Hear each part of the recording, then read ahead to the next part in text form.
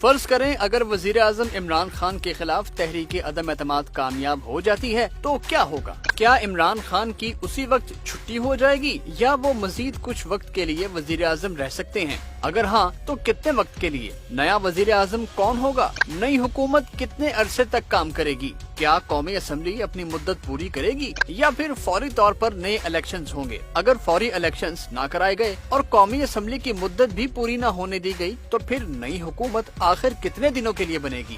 اس وقت number game کیا ہے؟ پاکستان میں آج تک عدم اعتماد کی کتنی تحریکیں پیش کی گئیں اور کس کس کے خلاف؟ ان سب تحریکوں کا نتیجہ کیا رہا؟ یہ سب اور بہت کچھ آپ کو اس ویڈیو میں جاننے کو ملے گا۔ ویورز، سب سے پہلے تو یہ جان لیں کہ موشن آف نو کانفیڈنس یعنی تحریک عدم اعتماد ہوتی کیا ہے۔ آئین کے آرٹیکل 95 کے تحت اگر وزیر اعظم یا اسپیکر کے خلاف تحریک عدم اعتماد لانی ہو تو ایک تحریری نوٹس قومی اسمبلی سیکریٹریٹ میں جمع کرانا ہوتا ہے۔ اس پر کم از کم 20% MNAs کے سائن ہونا ضروری ہے۔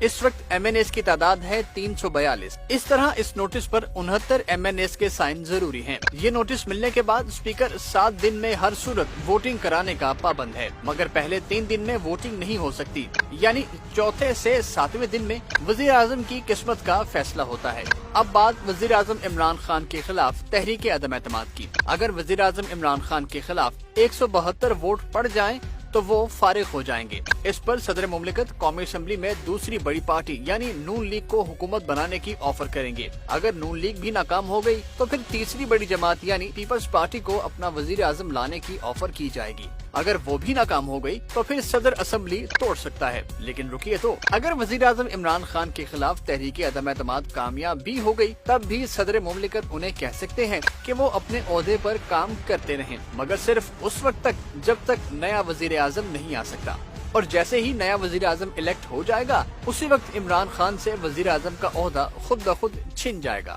لیکن یہاں اہم بات یہ ہے کہ نئے وزیر اعظم کے آنے تک عمران خان قومی اسمبلی نہیں توڑ سکیں گے۔ رہی بات نئے وزیر اعظم کی تو معاملہ یہ ہے کہ تمام اپوزیشن اس وقت اکٹھی ہے، اس لیے نیا وزیر اعظم تو ضرور آئے گا۔ یہ وزیر اعظم کون ہوگا ابھی کچھ نہیں کہا جا سکتا، مگر زیادہ تر چانسز شہباز شریف کے ہی ہیں۔ ویسے مارکیٹ میں شاہد خاقان عباسی اور راجہ پرویز اشرف کے علاوہ اور بھی بہت سے نام ان ہیں، پر لگتا یہی ہے کہ اس بار وزیر اعظم بننے کی شہباز شریف کی خواہش پوری ہو جائے گی، اور جب شہباز شریف یا کوئی بھی شخص نیا وزیر اعظم بنے گا تو وہ فوری طور پر انتخابات نہیں کرائے گا، پہلے وہ الیکشن اصلاحات کرے گا، کیونکہ اگر الیکشن ریفارم نہ کی گئی تو اگلے الیکشنز پر پھر سوال اٹھیں گے۔ انتخابی اصلاحات کا یہ عمل چند ہفتوں سے چند مہینوں میں مکمل ہوگا اور پھر نیا وزیر اعظم قومی اسمبلی توڑ دے گا اور نئے الیکشنز ہوں گے۔ یہ تو ہے وہ پلان جو اپوزیشن دے چکی ہے، مگر کیا پتا صورتحال ایسی بھی ہو جائے کہ قومی اسمبلی کی مدت پوری کرائی جائے اور الیکشنز اپنے وقت پر ہی ہوں، یعنی 2023 میں۔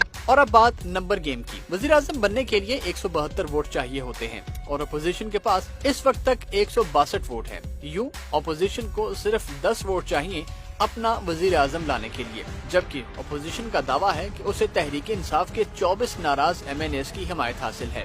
نون لیگ کا دعویٰ ہے کہ اس کی PTI کے 16 MNAs حمایت کر رہے ہیں، جبکہ پیپلز پارٹی 6 اور جمعیت علماء اسلام 2 PTI MNAs کی حمایت کا دعویٰ کر رہے ہیں۔ اس کے علاوہ جہانگیر ترین گروپ کا دعویٰ ہے کہ اس کے پاس PTI کے 7 ناراض MNAs ہیں۔ اسی لیے تو اپوزیشن جہانگیر ترین گروپ اور حکومتی اتحادیوں کو ساتھ دینے کے لیے رام کرنے کی بھرپور کوششیں کر رہی ہے۔ حکومتی اتحادیوں کی بات ہوئی تو ذرا یہ بھی جان لیتے ہیں کہ ان کے ممبرز کتنے ہیں۔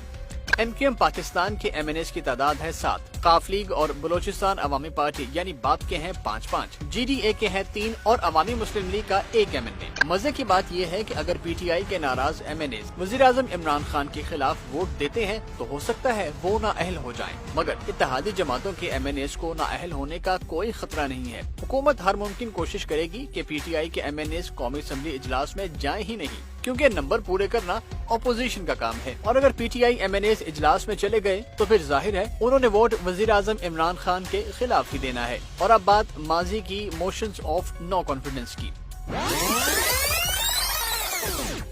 سب سے پہلے تحریک عدم اعتماد 1957 میں اس وقت کے وزیر اعظم آئی چندریگر کے خلاف آئی تھی، مگر انہوں نے اس سے پہلے ہی استعفیٰ دے دیا تھا۔ دوسری موشن آف نو کانفیڈنس آئی 1985 میں اس وقت کے اسپیکر فخر امام کے خلاف، اور یہ کامیاب ہو گئی تھی۔ پھر تحریک عدم اعتماد پیش کی گئی نومبر 1989 میں شہید بے نظیر بھٹو کے خلاف، جو 12 ووٹوں سے رد ہو گئی۔